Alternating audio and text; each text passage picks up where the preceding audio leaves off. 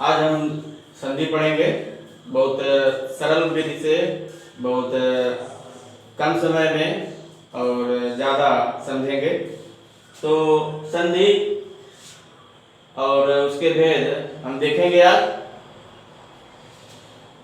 पहले संधि कहते किसे हैं? संधि दो वर्णों के मेल को जो विकार होता है, दो वर्णों के मेल से जो विकार होता है उसे संधि कहते हैं। अर्थात दो वर्णों के मेल से जो नया शब्द बनता है परिवर्तित होकर के वह संधि होता है, चाहे वह वर्ण हो चाहे वह पद हो। तो संधि के भेद में संधि हमारी तीन प्रकार की होती है। पहली स्वर संधि है और दूसरी व्यंजन संधि है, तीसरी विसर्ग संधि है। तो आज हम पढ़ेंगे स्वर संधि। स्वर संधि के पांच भेद होते हैं। स्वर संधि किसे कहते हैं? स्वर संधि अर्थात स्वर का स्वर से मेल हो। स्वर का स्वर से मेल होने पर जो नया शब्द हमारा बनता है वह स्वर संधि कहलाता है। और स्वर संधि के पांच भेद होते हैं। तो उसमें पहला उसके पांच भेद ये हैं: दीर्घ संधि, गुण संधि, यण संधि, वृद्ध संधि, अयाद संधि।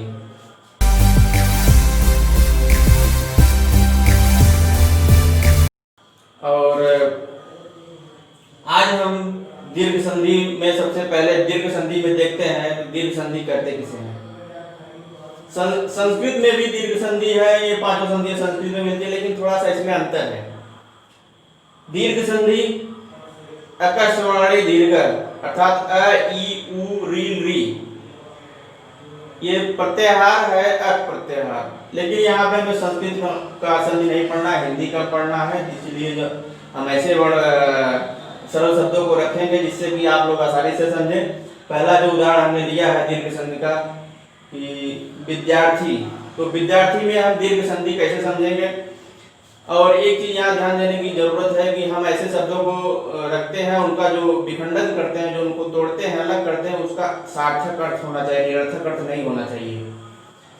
अर्थात पहले जैसे विद्याधन अर्थी, अर्थात विद्यार्थी को हमको अगर संधि विच्छेद करना है और फिर उसको जोड़ना है तो उनको हम कैसे जोड़ेंगे, कैसे उसको दीर्घ संधि के अंतर्गत कैसे समझेंगे?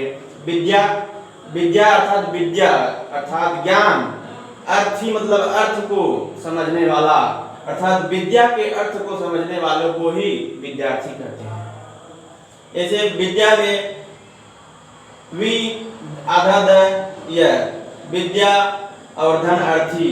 तो इसमें हमने शब्दों को वर्णों को अलग किया है, अक्षर को अलग किया है और वहां से हमने दीर्घ संधि को अलग किया है। दीर्घ संधि को पहचानने के लिए उस वर्ण को, जिसको अर्थात समान वर्ण को, दीर्घ संधि में समान वर्ण और जो अगला पक्ष होता है वह भी समान वर्ण, अर्थात जो पहला अक्षर होता है ठीक वही वर्ण धन के बाद अर्थात जोड़ने के बाद का प्रारंभिक, अर्थात पहला पद का अंतिम अक्षर और दूसरे पद का प्रारंभिक अक्षर जो होता है वह दीर्घ संधि का उदाहरण होता है, उसे दीर्घ संधि होती है। जैसे यहाँ पे आ धन आ, यहाँ पर भी आ है, वहां पर भी आ है, तो यहाँ दोनों मिलकर के दीर्घ संधि बन गई, अर्थात आ बन गया।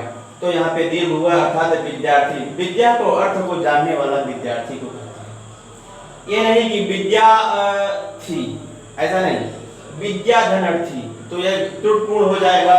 तो इसको जो होता है सार्थक तरीके से जो उचित है उसी तरह से काम में संधि विच्छेद करना है और संधि को मिलाना है।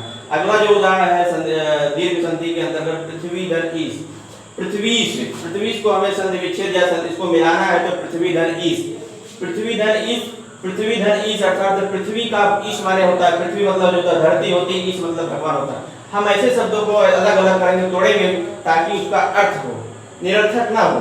तो पृथ्वी धन ईश, पृथ्वी धन ईश, पृथ्वी मतलब जो धरती, ईश मतलब भगवान, जो धरती का भगवान, जो पृथ्वी का भगवान हो उसे पृथ्वीश कहते हैं। तो यहाँ पे हमने दीर्घ संधि की पहचान की है, वह में भी ई है और यहाँ पर भी ई है, तो अर्थात यहाँ पे हमने इसको अलग किया है, ई धन ई बराबर बड़ी, अर्थात दीर्घ हुआ पृथ्वी धन पृथ्वीश।